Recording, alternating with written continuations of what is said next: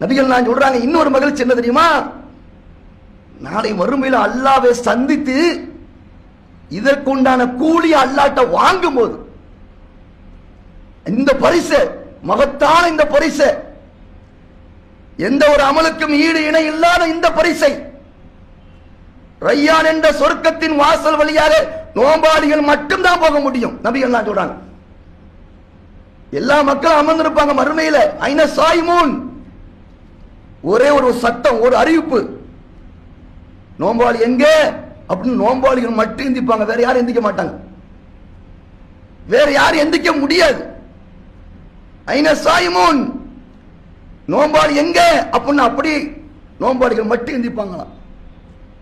ரையான் என்ற வாசல் வழியாக நீங்கள் மட்டும்தான் செல்ல முடியும், நோம்பாளிகள் மட்டும்தான் செல்ல முடியும்.